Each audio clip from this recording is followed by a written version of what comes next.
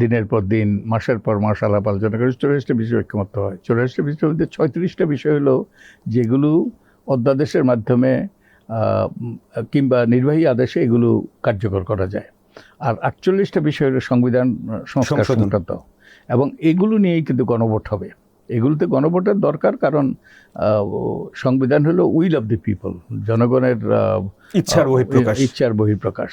অতএব জনগণের মৌলিক সংস্কার করতে হলে জনগণের মতামত নিতে হবে। তাহলে এইটার পরে আমাদের সব সমস্যার সমাধান হয়ে যাবে কিনা? আমরা আচ্ছা, কিন্তু কাগজে কলমে সংস্কার করতে আমরা অনেক এক্সপার্ট। হ্যাঁ, অতীতেও অনেক সংস্কার হয়েছে। ওটার আগে আমি যেটা যুক্ত করতে চাই, আপনার একটা বাদ দিয়ে আর একটাতে হ্যাঁ একটাতে না করার সুযোগ নাই কেন?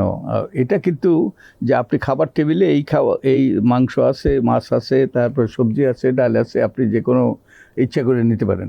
কিন্তু এখানে আপনার সবগুলোই দরকার। যেমন আমরা যখন কাপড় পরেছি, আমার জামাটাও দরকার, আমার গেঞ্জিটাও দরকার, আমার ট্রাউজারটাও দরকার, আমার জুতাও দরকার, সবগুলোই দরকার। তো 48টা সবগুলোই দরকার। কিন্তু এগুলোতে এগুলো জয়যুক্ত হলেই এবং এগুলো সংবিধান অন্তর্ভুক্ত হলেই এটা হবে না। আমাদের রাজনৈতিক সংস্কৃতিতে যদি পরিবর্তন না হয়, ধরেন আমরা যদি অতীতের দিকে তাকাই, 1954 সালে আমাদের আরপিও ছিল না, কোনো আইনি কাঠামো ছিল না, আমাদের প্রতিষ্ঠান ছিল না, নির্বাচন কমিশন ছিল না। কিন্তু 54 সালের নির্বাচনে নুরুল আমিনের মন্ত্রিসভার প্রায় সবাই কচুকাটা হয়েছিল। 237টা আসনের মধ্যে তারা 9টা আসন পেয়েছিল। কিন্তু কেউ তো বলে নাই যে এই নির্বাচনটা ওই যে গ্রহণযোগ্য নয়।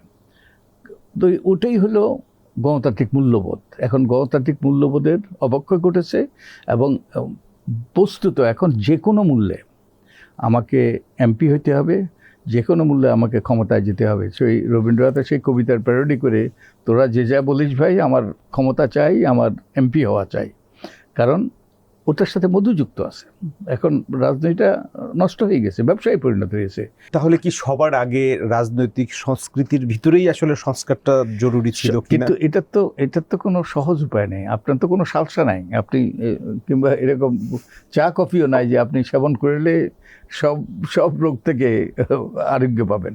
এটা হলো আমার উপলব্ধি, আমার রাজনৈতিক নেতৃবৃন্দের প্রজ্ঞা, আমাদের নেতাদের সেই রকম উপলব্ধি যদি না হয়, আমরা যদি এটাকে ঠিক না করি, তাহলে এই যে ঠিক না করার পরিণতিতে আমাদের যেটা হলো, একটা স্বৈরাচারী ব্যবস্থা কায়েম হলো এবং অনেকগুলো প্রাণহানি ঘটলো।